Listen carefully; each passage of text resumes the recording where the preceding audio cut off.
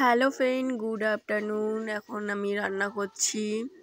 আর স্নান করে চলে এসেছি। মাথায় একটু শ্যাম্পু করেছি, অনেক দিন হয়ে গেছে শ্যাম্পু করতে পারছি না, প্রায় 2 সপ্তাহ।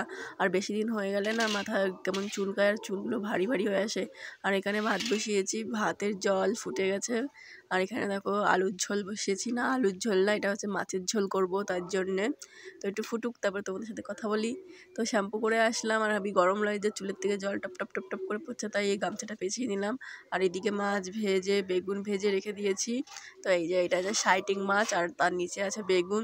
তো মনে হচ্ছে আর সস্তায় মাছ কিনে ফ্রিজে রাখা যাবে না, যা দিনকাল পড়ে গেছে। অনেক অনেক টাকা কারেন্টের বিল আসছে এই ডিজিটাল মিটার বসানোর পর থেকে। তারপরে আবার রিচার্জ করতে হবে, আগে রিচার্জ করো তারপরে কারেন্ট পুরাও। তো এইদিকে মাছের ঝোলের মধ্যে বেগুনটা দিয়ে দিচ্ছি, মাছটা এখনো দিইনি। তার জন্য অনেক চিন্তা হয়ে গেছে যে কোথায় পাবো কারেন্টের বিল। এমনিতেই দিন উনানতে পান্তা পুরাই খাওয়া যেত না, তার মধ্যে কারেন্টের আগে রিচার্জ করতে হবে। তো এখনো অবধি রিচার্জ করিনি, জানি না কি হবে, সেটা নিয়ে একটা টেনশন রয়েছে বড়। তো এবার মাছগুলো দেবো ঝোলের মধ্যে, কিন্তু ধনেপাতা বাজার দিয়ে নিয়ে আসতে ভুলে গেছি, পয়সা ছিল না তার জন্যে। তো কি করব। আর এই মাছটা একটু ধনেপাতা না দিলেও ভালো লাগে না খেতে।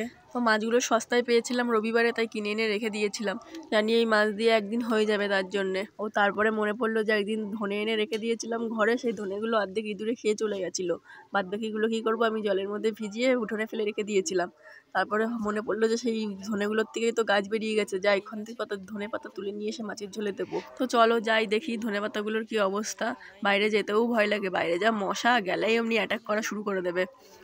এই সময়টায় যে এত পরিমাণে মশা হয়, আর বাইরে যদি কেউ বেরোয় না, সব মশাগুলো ঘরে ঢুকে যায়, তার জন্য ভয় লাগে এখন বাইরে বেরোতে।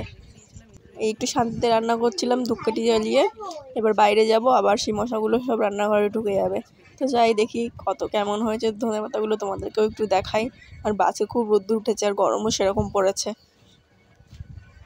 তো বেরিয়ে চলে এসেছি বাইরে, আর জঙ্গলের মধ্যে ঢুকে গেলাম, এবার মশা অ্যাটাক করবে।